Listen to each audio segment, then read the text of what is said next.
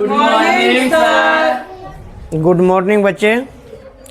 आज फिजिक्स का आगे क्लास होना है। आप लोग को हम फिजिक्स में आवर्धन पढ़ा चुके हैं ना। आवर्धन किसे कहते हैं बताए हैं ना। क्या हुआ, आवर्धन किसे कहते हैं? वस्तु की ऊंचाई और प्रतिबिंब की ऊंचाई के अनुपात को आवर्धन कहते हैं। मतलब प्रतिबिंब की ऊंचाई और वस्तु की ऊंचाई के अनुपात को क्या कहते हैं? आवर्धन। इसे किस चीज से सूचित किया जाता है?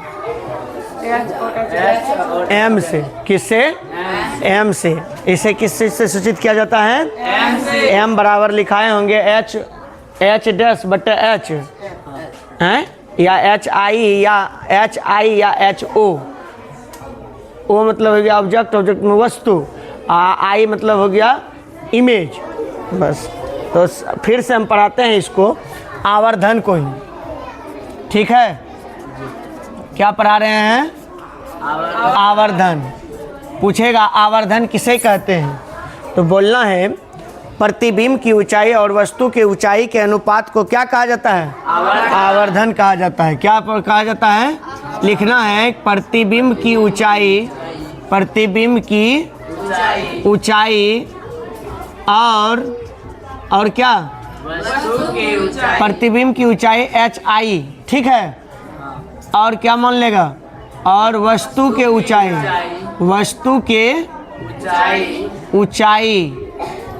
ऊंचाई को मान लो एच ओ।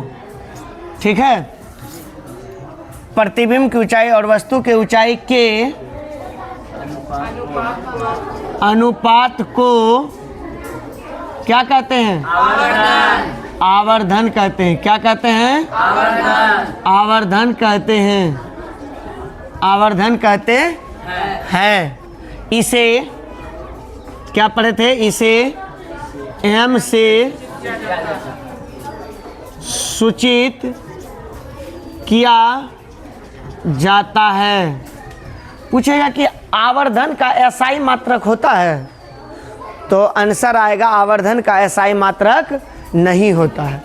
आवर्धन का एसआई मात्रक नहीं होता है। आवर्धन का एसआई मात्रक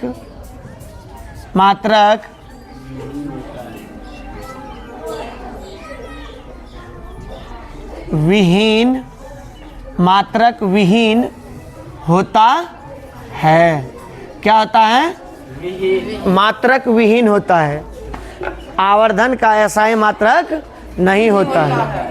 ठीक है, जैसे जूल का ऐसा, चलो, जैसे कूलम, समय, ये सब का एसआई मात्रक होता है ना, लेकिन आवर्धन का कोई भी एसआई मात्रक नहीं होता है। एसआई मात्रक नहीं होता। जैसे विभव का एसआई मात्रक होता है वोल्ट। विभव का एसआई मात्रक क्या होता है? वोल्ट।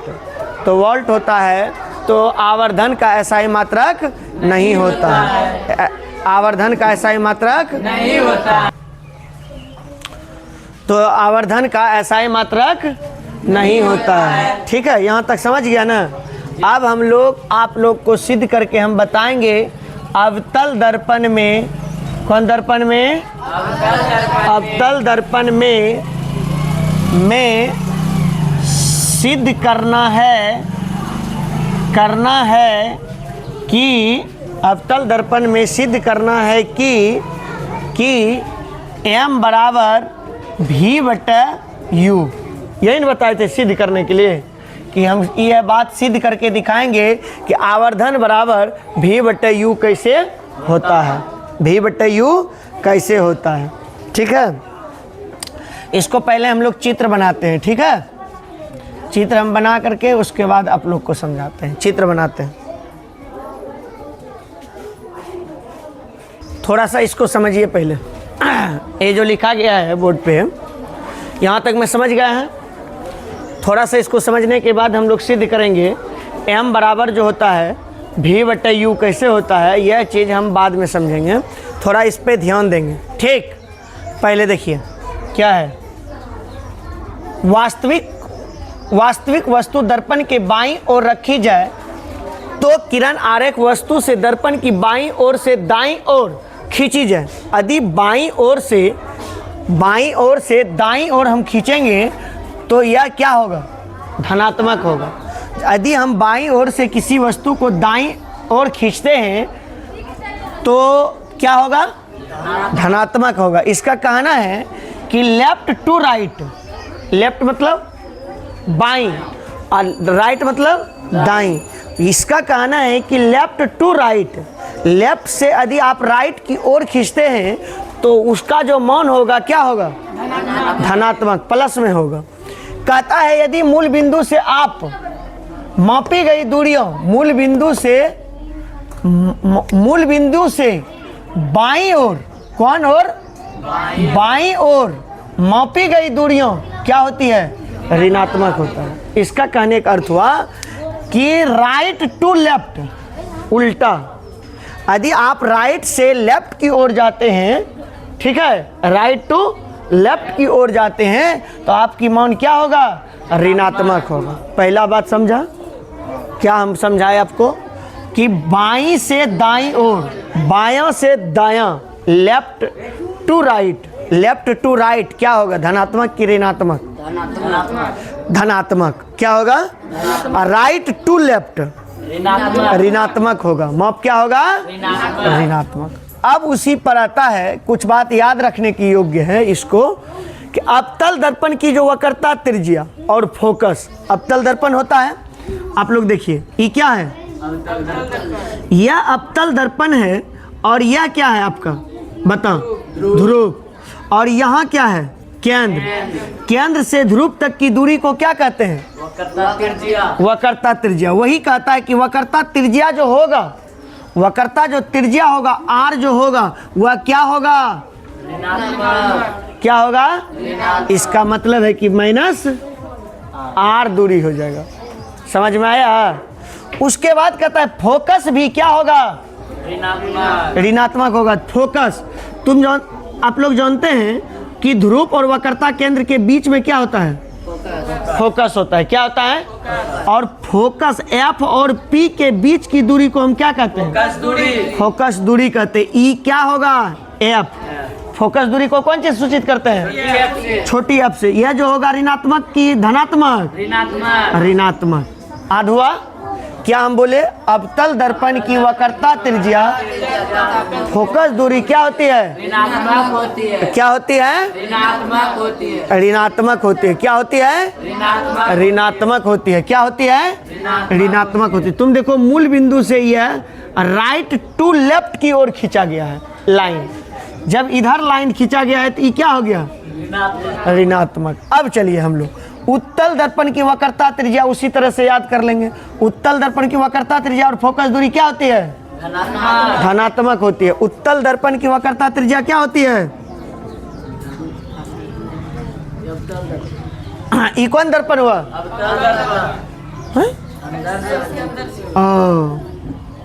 ठीक। ये कौन दर्पण हुआ? उत्तल दर्पण। उत्तल दर्पण की फोकस दूरी जो होगा वो क्या होगा? उत्तल दर्पण की जो फोकस दूरी होगा वो क्या होगा? क्या होगा? धनात्मक होगा। ये क्या होगा? धनात्मक। इसका धनात्मक, इसका ऋणात्मक। पूछेगा अवतल दर्पण का वक्रता त्रिज्या और फोकस दूरी क्या होती है? ऋणात्मक होती है। उत्तल दर्पण की वक्रता त्रिज्या और फोकस क्या होती है? धनात्मक। आध हुआ? अब चलिए, इसमें जरूरत पड़ेगा वस्तु दूरी और प्रतिबिंब की दूरी। जैसे हम बोले फोकस दूरी को कौन चीज सूचित करते हैं? फोकस दूरी को कौन चीज सूचित करते हैं? छोटी एफ से। फोकस दूरी को कौन चीज सूचित करते हैं? एफ से। उसी तरह से हम बताए वक्रता त्रिज्या को कौन चीज सूचित करते हैं? बड़ी आर से। वक्रता त्रिज्या की दूरी को कौन चीज सूचित करते हैं? आर से। आर से। दूरी को भी, वक्रता त्रिज्या की दूरी को आर से सूचित करते हैं, ये भी बताए थे। उसी तरह से वस्तु दूरी को कौन चीज सूचित करते हैं? यू से। किससे करते हैं? यू से। वस्तु की दूरी को कौन चीज सूचित करते हैं? मान लीजिए कि वस्तु यहाँ है, मान लीजिए ए और बी, ऐसे ही वस्तु होता था, ऐसे खींच देते थे। ध्रुव से वस्तु तक के दूरी को वस्तु दूरी कहते हैं। ध्रुव से जहां पर वस्तु रखा गया है वहां तक के दूरी को क्या कहते हैं? वस्तु दूरी। और वस्तु दूरी को कौन चीज सूचित करते हैं? यू से। कौन चीज से? यू से। अब रहा कि प्रतिबिंब दूरी किसे कहते हैं? वस्तु जहां में रखा उसके बाद तो कहीं न कहीं प्रतिबिंब बना होगा। मान लीजिए प्रतिबिंब इस जगह पर बना, प्रतिबिंब इस जगह पर बना, ए डैश और कौन चीज? B dash. ध्रुव से प्रतिबिंब की दूरी को प्रतिबिंब दूरी कहते हैं। प्रतिबिंब जहां पर बना वहां तक के दूरी को क्या कहते हैं? प्रतिबिंब दूरी। ध्रुव से वस्तु तक के दूरी को क्या कहते हैं? वस्तु दूरी। ध्रुव से प्रतिबिंब तक के दूरी को क्या कहते हैं? प्रतिबिंब की दूरी। इसको कौन चीज सूचित करते हैं? भी से। प्रतिबिंब की दूरी को भी से। और वस्तु की दूरी को से। कोई दिक्कत यहाँ तक समझने में? ठीक, ये बात आगे आप लोग को यूज होगा।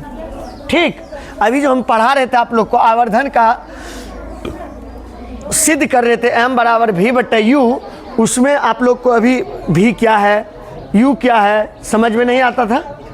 अब समझ में आ गया कि v क्या है? v क्या है? प्रतिबिंब की दूरी। और u क्या है? वस्तु की दूरी। अच्छा, हम कह देंगे कि f क्या है? फोकस दूरी। फोकस दूरी। r क्या है? वक्रता त्रिज्या की दूरी। समझ में आया?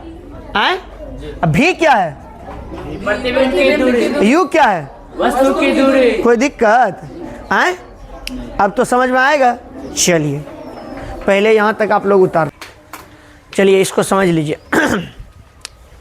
लिखे हैं अवतल दर्पण की सिद्ध करना है कि m बराबर माइनस v बट्टा u। कौन सा दर्पण है ये?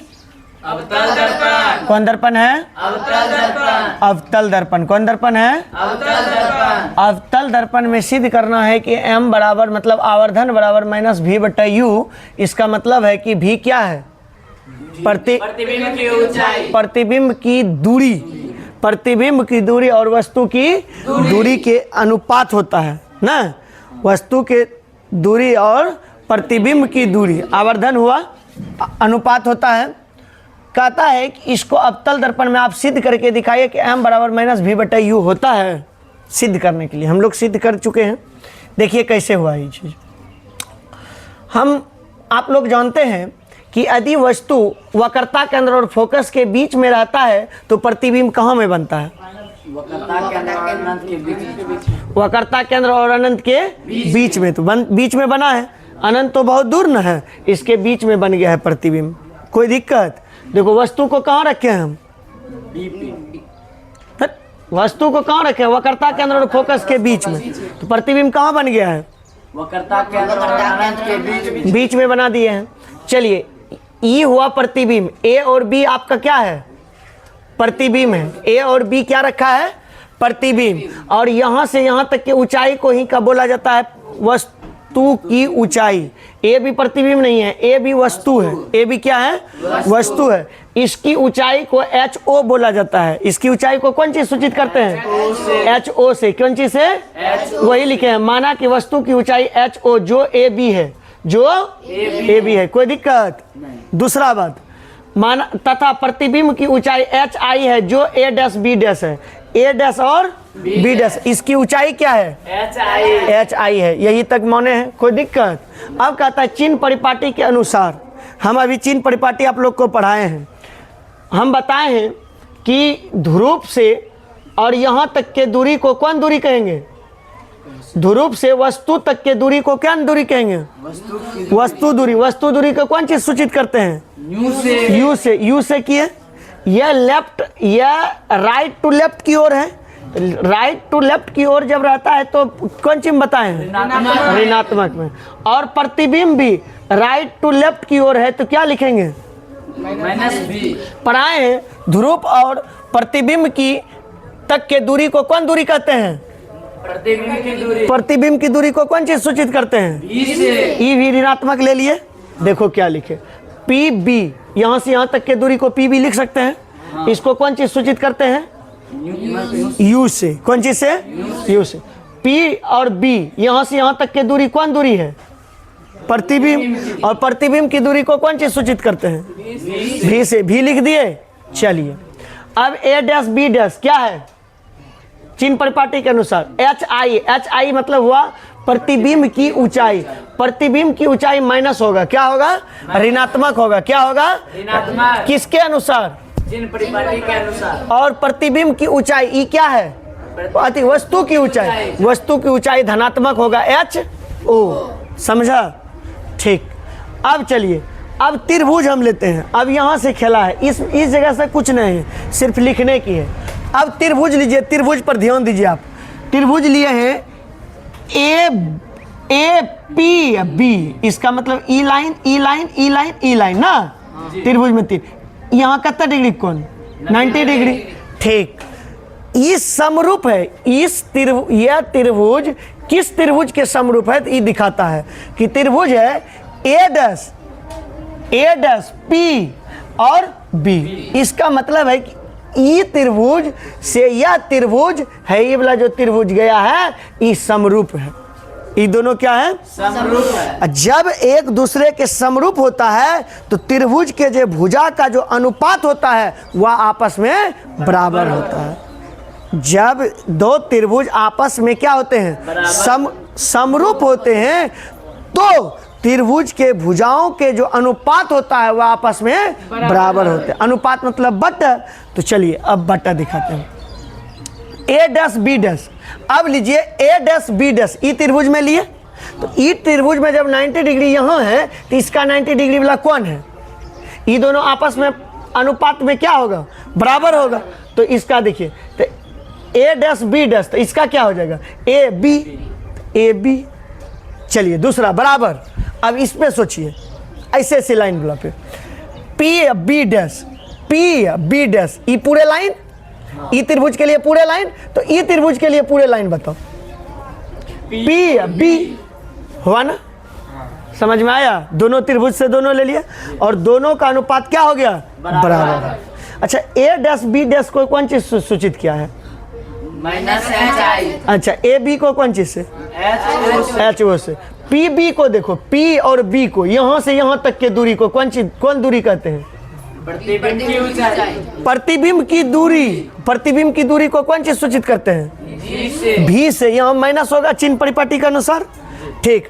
अब देखो पी बी है, तो पी और बी यहाँ से यहाँ तक के दूरी को कौन दूरी कहते हैं, वस्तु को दूरी को कौन सी सूचित करते हैं, यू से। ई और ई कट गया, माइनस वाला बचा क्या। अच्छा, एच आई और एच ओ, अभी हम आवर्धन बराबर आपको पढ़ाए हैं कि प्रतिबिंब की ऊंचाई और वस्तु के ऊंचाई के अनुपात को क्या कहते हैं, आवर्धन। तो एच आई और एच ओ के जगह पर हम क्या लिख सकते हैं, एम। तो इसको लिख सकते हैं एम, ई माइनस है तो माइनस लिख दिए, भी बटा यू, ई माइनस इधर से इधर आ गया तो माइनस भी बटा यू, दैट इज प्रूव्ड। समझ में आया, आए, देख लिया ना, बस इसको उतार लीजिए।